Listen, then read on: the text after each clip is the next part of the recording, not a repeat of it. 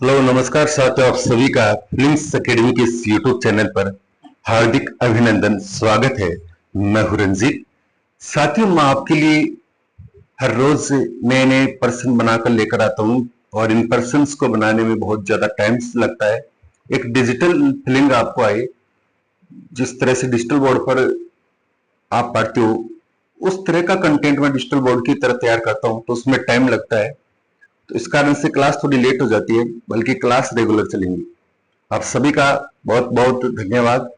आप भी हमारे चैनल पर नए हैं तो चैनल को सब्सक्राइब जरूर कर लीजिएगा, क्योंकि यहाँ से जो आप पढ़ के जाओगे वो एग्जाम्स में ही आपको देखने को मिलेगा। कोई ऐसा फालतू का कंटेंट आपको यहाँ देखने को नहीं मिलेगा। करते हैं आज एक मोटिवेशन लाइन के साथ क्लास को स्टार्ट, कि मंजिल यूं ही नहीं मिलती राही को, दिल में जुनून सा जगाना पड़ता है। मंजिल यूं ही नहीं मिलती राही को, दिल में जुनून सा जगाना पड़ता है। पूछा चिड़िया से घोंसला कैसे बनता है, बोली चिड़िया भरनी पड़ती है उड़ान, बार बार तिनका तिनका उठाना पड़ता है। तो साथियों, अगर आपको भी आपकी मंजिल पानी है तो जुड़ जाइएगा इस फिल्म्स एकेडमी के यूट्यूब चैनल्स के साथ और कीजिए अपने सपनों को साकार। जी हाँ, चलते हैं आज पहले क्वेश्चन की तरफ। क्या कहता है पहला क्वेश्चन? सबसे पहले राजस्थान के जो पारंपरिक परिधान वस्त्र हैं, पगड़ियां हैं, उनसे रिलेटेड क्वेश्चन मैं लेकर आया हूं, जहां से एग्जामिनर बहुत सारे क्वेश्चन पुटअप कर लेता है। पहला क्वेश्चन आपके स्क्रीन पर आ चुका है और आप इसका आंसर देने की कोशिश कीजिएगा। राजस्थान के पारंपरिक वस्त्रों के संदर्भ में निम्नलिखित में कथनों पर विचार आपको करना है। पहला पॉइंट है, प्राचीन काल में जन साधारण वस्त्रों का प्रचलन सीमित था। क्या ये बात सही है? बिल्कुल सही है। जिसके परिणामस्वरूप ग्रामीण क्षेत्रों में पुरुष द्वारा धोती और पछेवड़े का उपयोग मुख्य रूप से किया जाता था। ये बात भी सही है। राजस्थान में प्राचीन काल से सूती वस्त्रों के चलन के प्रमाण, भाई कितना खतरनाक क्वेश्चन आपके लिए लेकर आऊं कि राजस्थान में प्राचीन काल से सूती वस्त्रों के चलन का प्रमाण कहां से देखने को मिला? आपका कालीबंगा और आहट सभ्यता के उत्खनन से। फिर देख ला थर्ड पॉइंट क्या कह रहा है, अमवा वस्त्र का प्रयोग मुख्य रूप से राजस्थानी स्त्रियों द्वारा मांगलिक अवसरों पर किया जाता है, जो चटकीले रंग का होता है। ये बात गलत है। तो यहाँ पर आप ऑप्शन एक और ऑप्शन दो सही है और तीसरा गलत है। तो आइए कर लेते हैं अपन इसकी व्याख्या। तीसरा गलत क्यों है? तो इधर देखिएगा, तीसरा गलत क्यों है? तो इधर देखिएगा, तीसरे में क्या आएगा कि अमवा वस्त्र का प्रयोग शिकारी वर्ग द्वारा किया जाता है। कौन से वर्ग के द्वारा? सितारी वर्ग के। जो कि इधर क्या दे दिया इसने? राजस्थानी स्त्री। जो बात गलत है। तो अमवा वस्त्र सितारी वर्ग के लिए द्वारा किया जाता है जिसका रंग खाकी जैसा होता है। इसका मतलब अपने दो ऑप्शन सही थे और तीसरा गलत है। तीसरा की व्याख्या भी मैंने दे रखी है, इस तरह से आप आराम से क्या कर सकते हो, पढ़ सकते हो।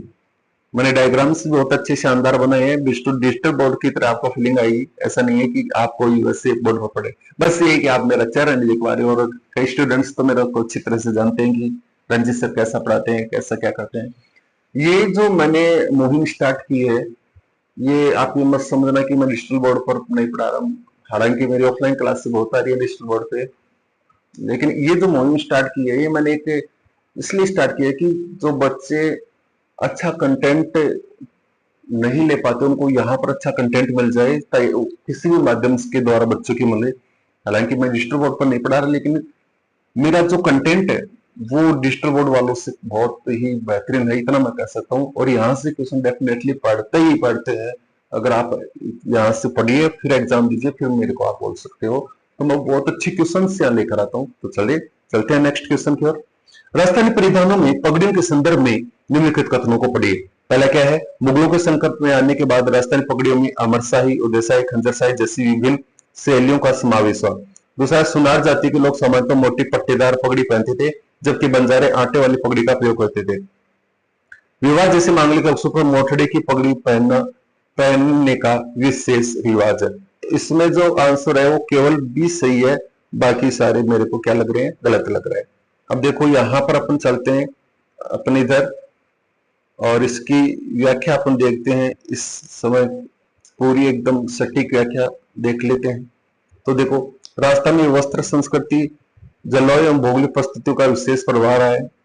कालीबंगा और आर्य सभ्यता से सूती वस्त्रों के उपयोग के प्रमाण प्राप्त हुए हैं। महत्वपूर्ण तथ्य में देखिए, पगड़ी राजस्थानी संस्कृति में सम्मान, प्रतिष्ठा एवं सामाजिक पहचान का प्रतीक मानी जाती है। ये क्वेश्चन बार टीचर से पूछा गया था, उसने जवाब नहीं दे पाया था और आपको तो यहाँ मिल गया कि पगड़ी होती है वो राजस्थान की संस्कृति की सम्मान की और प्रतिष्ठा और सामाजिक पहचान का प्रतीक माने जाते हैं अगर आपसे क्वेश्चन पूछा जाएगा। अमवा, पिचकारी, बांदरी, लहरिया, मथुर छाप, बाघ छाप जैसे वस्त्र प्रसिद्ध है। इधर देखो आप अमरशाही, उदयशाही, शाहजहांशाही तथा खंजरशाही प्रमुख पगड़ियों की शैलियां हैं। ये क्वेश्चन बहुत बार क्वेश्चन पूछे जाते हैं, ध्यान रखना। राजस्थान की पारंपरिक वेशभूषा में हस्तशिल्प एवं कढ़ाई का विशेष महत्व है। ये क्वेश्चन भी बहुत बार एग्जाम पूछ जा चुका है। तो बहुत ही खतरनाक कंटेंट मैं आपके लिए लेकर आया हूँ। आप ज्यादा से ज्यादा इस क्लास को शेयर कीजिए ताकि मेरा और जितना आप ज्यादा शेयर करोगे उतना मैं मोटिव होऊंगा और उतना बेहतरीन कंटेंट आपके लिए लेकर आता हूँ। नेक्स्ट देखिएगा, सूची फर्स्ट को सूची सेकंड से सम्मिलित करा रहा है। इधर वस्त्र पगड़ी का प्रकार दे रखा है और इधर आपको अवस्था ऋतु दे रखा है। जैसे आपसे पूछा जाएगा मदिल पगड़ी कब पहनी जाती है, लहरिया कब पहनी जाती है, ठीक है, इस तरह से आपसे क्वेश्चन पूछा जाए। तो देखो मदिल पगड़ी मुख्य रूप से दशहरा के अवसर पर पहनी जाती है, आप सबको ही पता होगा। लहरिया श्रावण मास में पहना जाता है, आप सबको पता होगा। फूलपत्ती की छपाई वाली पगड़ी है, ये होली के त्योहार पर पहनी जाती है। और आपकी जो रुई भरी अंगरखी डगला है, ये कौन सी ऋतु में पहनी जाती है, शीत ऋतु में। तो आइए देख लेते हैं समाधान इसका।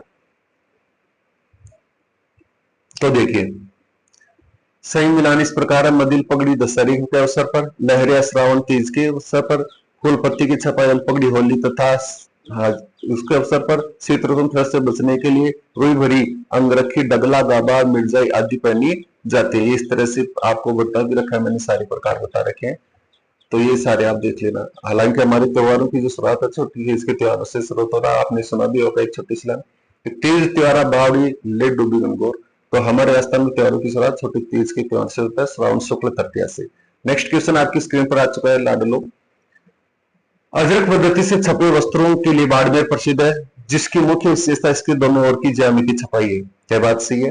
बगरू जयपुर अपनी मटिया रंग की जमीन पर लाल रंग फूल पत्ती पशु पक्षियों के बेलबुट्टों की छपाई के लिए जाना जाता है। क्या बात सही है? चट्टापटी कला के अंतर्गत सूती ताने पर बादले के बांधने से बुनी बेल को वस्त्रोपट्टा कहा जाता है। क्या ये बात सही है? इसमें आपको बताना है कौन सा सही है कौन सा गलत है। तो इसमें केवल एक और दो सही है, बाकी तीसरा क्या है, गलत है। आइए समाधान देख लेते हैं, बहुत फास्टली अपन कर रहे हैं। समाधान क्या है, गलत क्यों है? क्योंकि वस्त्रों पर बादले के बांधने से बुनी बेल को गोटा कहते हैं, जबकि चटापटी पेचवर्क के कपड़े की आकृति को काटकर दूसरे कपड़े पर सिला जाता है, जो इस प्रकार से मैंने बता रखा है। फिर देखो यहाँ पर और मैंने विशेष तथ्य आपको दे रखे हैं। मदिल पगड़ी की विशेषता क्या है? दशहरे के अवसर पर धारण की जाती है। लहरिया वस्त्र श्रावण मास में तीज में विशेष रूप से प्रचलित है। फूल पत्ती की छपाई वाली पगड़ियां होली पर धारण की जाती है। शीत ऋतु में ठंड से बचने के रुई भरी अंगरखी, जिसको डगला गाबा मिर्जी आदि नाम से जाना जाता है। चटपटी पेंचवर्क कला राजस्थानी हस्तकला की प्रमुख विद्या है। तो ये मैंने आपको यहाँ पर पूरा अच्छी तरह से महत्वपूर्ण तथ्य भी डाल दिए हैं, आराम से आप नोट्स भी बना सकते हो। और ये आपके एमसीक्यू के साथ बिल्कुल ऐसा